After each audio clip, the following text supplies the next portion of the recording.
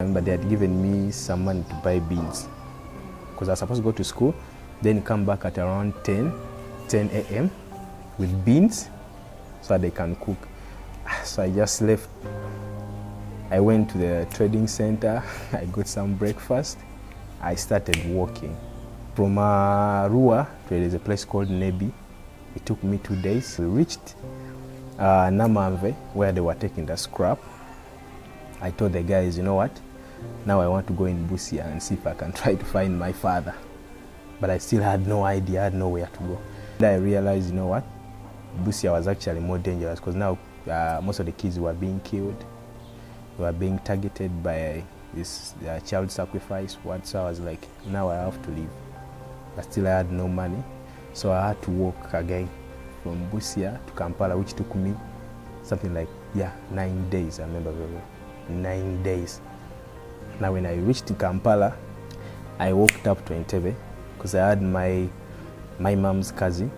Yeah, she was an officer there, a police officer. So when I reached there, they told me she had been transferred to Lugazi. Then I remembered I had just bypassed the Lugazi police station. So I was like, you know what? Now let me just ambush the streets.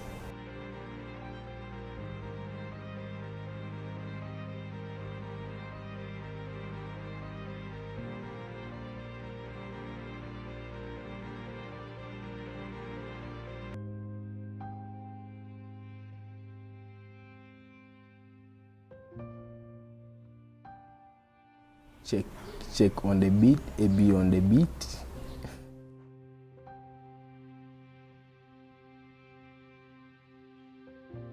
My childhood was good.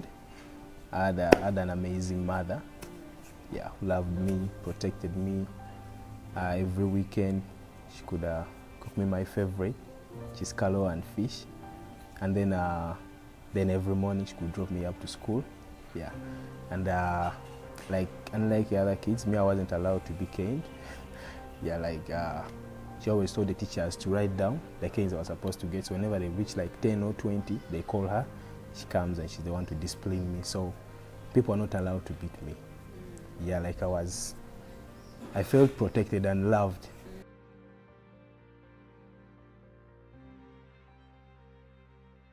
The school was called Chiwafu Primary School in Entebbe.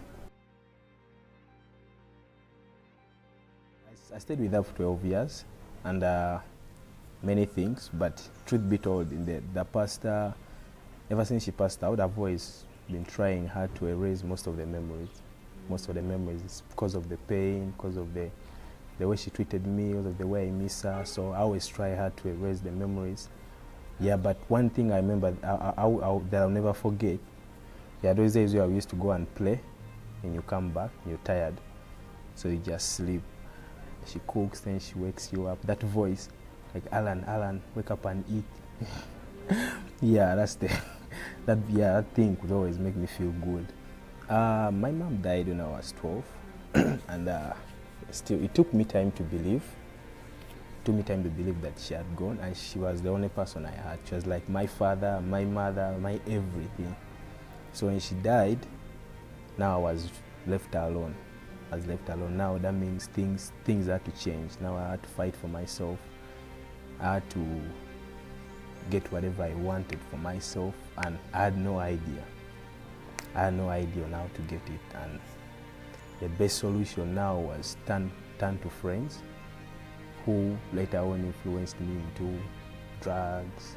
Another thing, because I had no one to guide me now. We're now friends that I always wanted to be like, friends that I always imitated, were the ones now controlling my life. I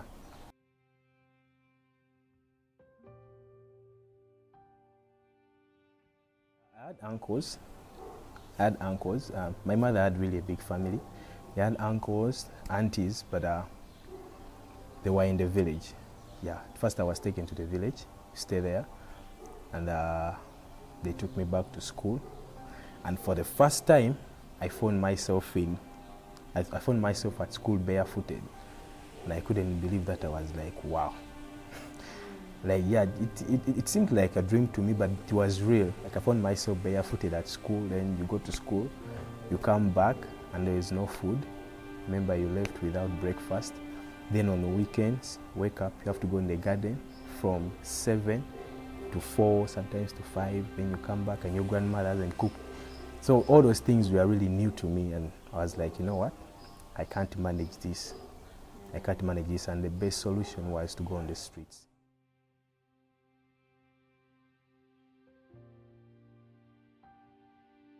You know, the village life, everyone is in their own thing. Even the kids around me, the ones that I could spend most of the times with, there was nothing to learn from them. Because whenever I could talk to them, their plans were to get married. However much we were almost the same age, but their plans were to get married, build a house, get married. And me, that's not what I wanted. Yeah, however young I was, because when my mom was around, she always believed that one day I'll be a politician because of the things I used to say, the things I used to talk, the programs I used to listen to on the radios and watch even on the TVs. She had that faith in me. She'd always tell me, I know you're going to be a great kid. You're going to be an amazing kid. So that thing always came up in my mind. I was like, wow, my mom knows I'm going to be something great.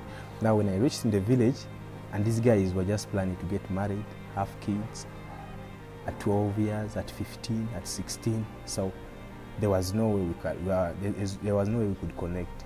So I felt alone still.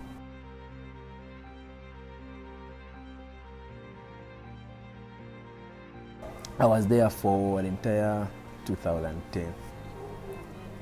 Yeah, actually I was there from 2010 at the beginning of the year. Then at the end of the year I left in around September, August there. Actually, I had no transport. I had nothing on my own. I remember it was a Monday. Yeah, woke up. Like I'd planned it for a long time. So I woke up one day, it was a Monday. I got my books. I went behind the house. I hid them somewhere on the tree. There was an avocado tree.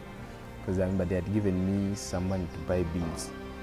Because I was supposed to go to school, then come back at around 10 a.m.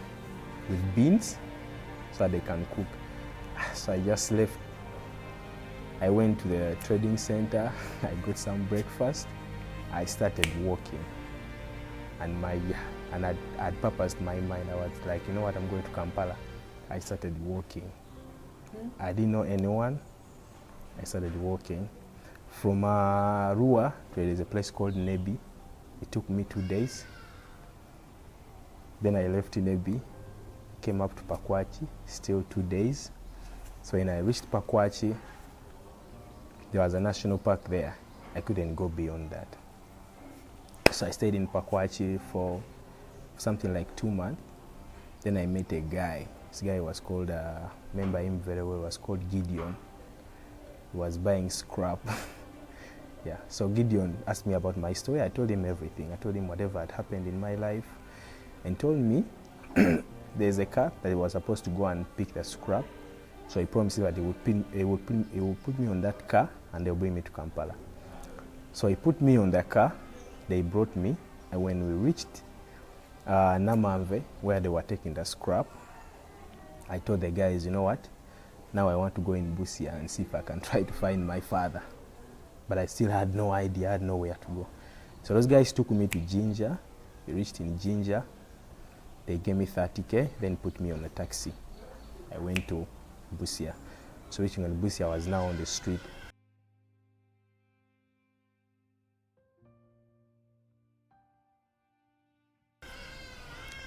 So Busia, I reached there, I started smoking weed, because now I had nowhere to stay, so I could sleep in a video hall with most of the street kids.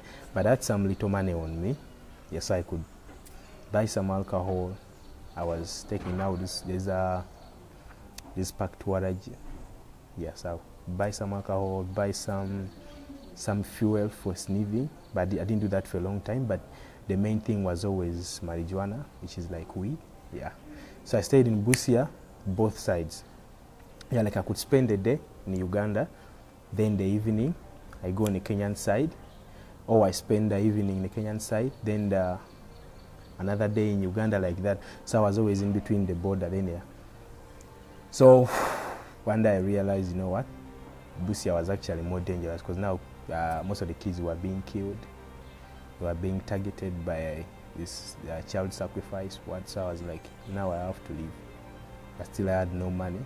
So I had to walk again from Busia to Kampala, which took me something like, 9 days. I remember very well.